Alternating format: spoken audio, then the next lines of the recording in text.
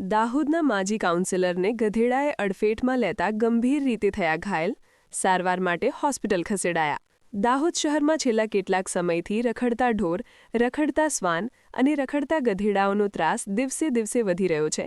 ત્યારે શહેરના વિવિધ વિસ્તારોમાં રખડતા ઢોરથી અનેક લોકો ઘાયલ થતા તેઓને સારવાર આપવામાં આવી હતી.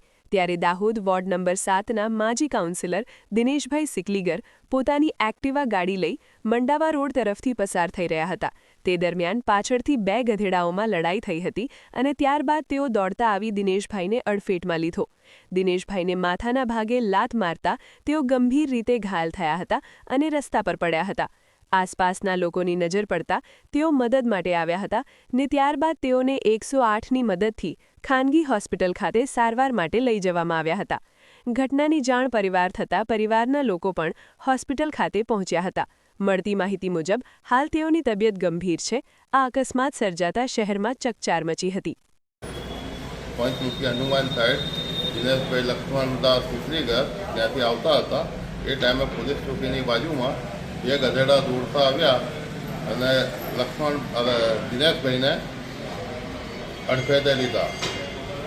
ત્યાં એમને જાનનું બહુ જોખમ છે. ત્યાં આગળ જે પડ્યા એના પછી એમને જે માથામાં ઇન્જરી થઈ છે બહુ ડેન્જર છે અને બહુ ક્રિટિકલ છે. ત્યાંથી સીધા અમે 108 મારફતે નાયક હોસ્પિટલ અનાજ માર્કેટની સામે લઈને આવ્યા છે અને એની પરિસ્થિતિ બહુ ક્રિટિકલ છે. આ જે ગામમાં ગાય, કૂતરા, ઢોરનો, ગધેડાનો જે ત્રાસ છે એનો નિકાલ કરો, નહીં તો બહુ તકલીફવાળું કામ છે. બહુ નજીવી બાબતમાં બહુ મગજમારી થાય છે. નાના છોકરાઓને સ્કૂલે જવામાં તકલીફ પડે છે. કોઈ ભાઈ બહેન એમને મંદિરે જવામાં તકલીફ પડે છે. આવા આગળ બી બહુ બનાવ બની ચૂક્યા છે. આપણું નામ? પરાગ પટેલ.